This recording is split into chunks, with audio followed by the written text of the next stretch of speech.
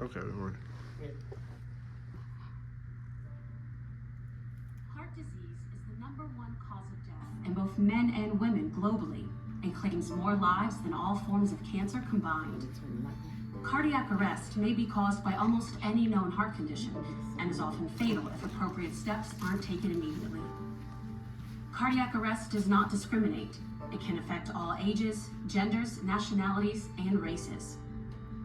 This is why early recognition and immediate cardiopulmonary resuscitation, or CPR, are crucial for survival from cardiac arrest. Healthcare providers are the backbone of the systems of care in both the community and medical facilities. Advanced rescue measures cannot be successful on their own without solid basic life support, or BLS. This training will guide you through the key practices of high-quality BLS.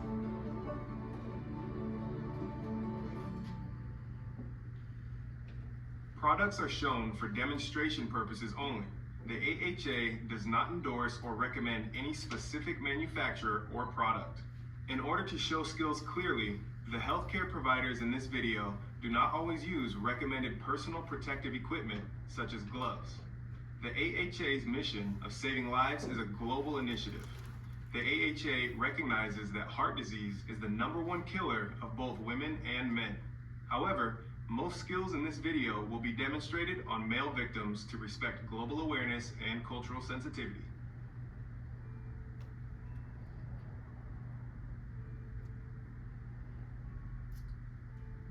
Okay, our first part that we're gonna go over is the adult chain of survival.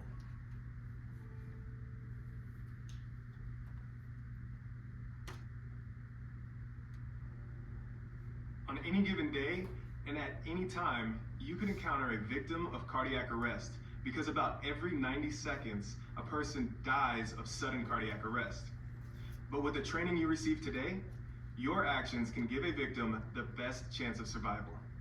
Sudden cardiac arrest occurs without warning or within just a few minutes after symptoms appear. The term heart attack is often mistakenly used to describe cardiac arrest. Although a heart attack may cause cardiac arrest and sudden death, they are different conditions. But it's important to call emergency services for both. There's more information on the differences between heart attack and cardiac arrest in your provider manual.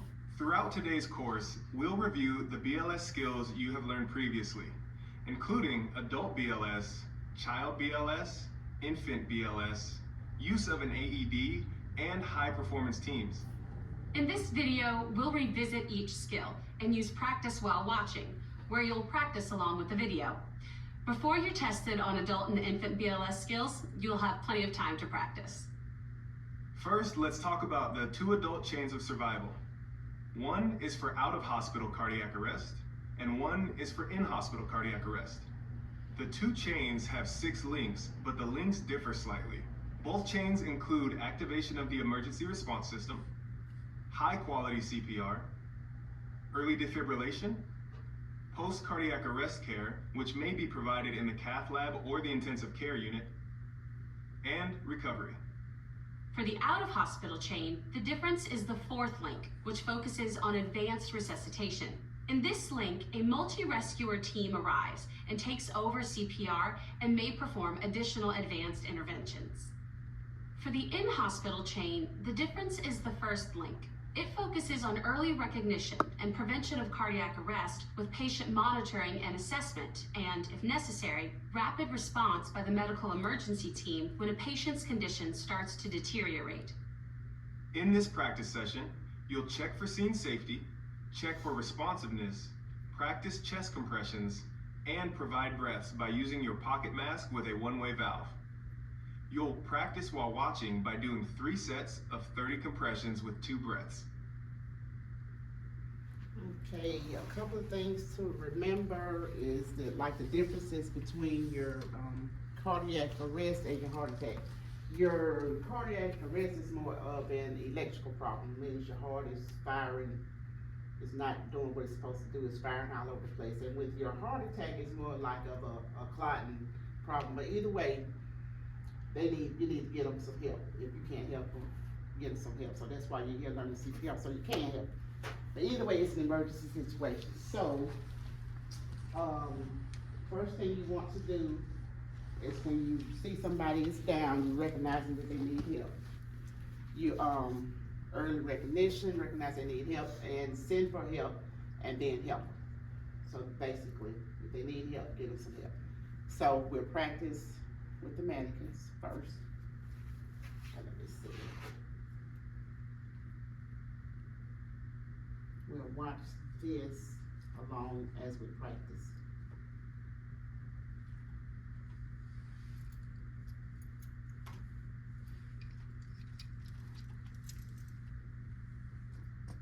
Here we go.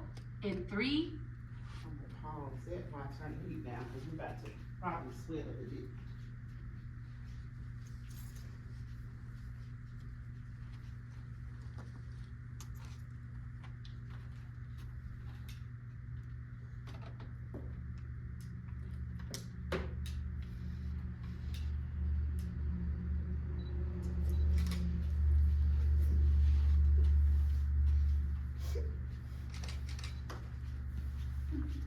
Y'all ready?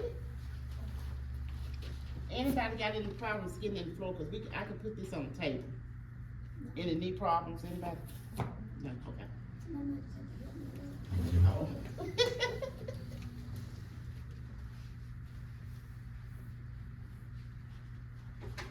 So we'll start this up.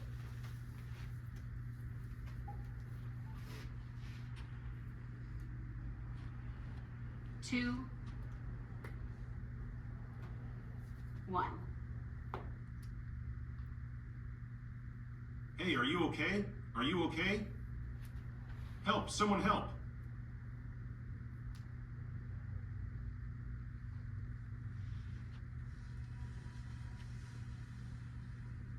Checking for the correct Activate the pulse. emergency response and get an AED. 1, 2, 3, 4, 5. Okay, so first thing you do, you're walking up on the scene, you see somebody down.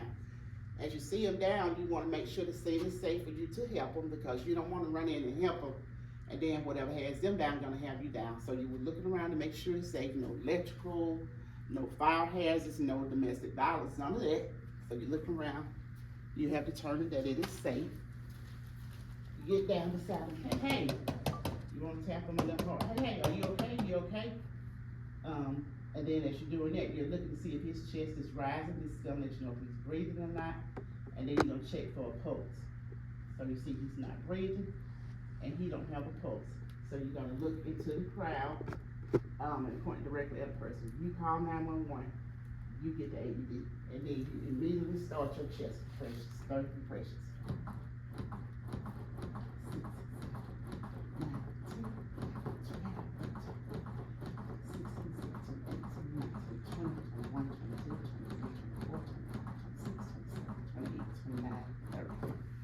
30 compressions and 2 breaths. So this part, we just gonna practice the compressions.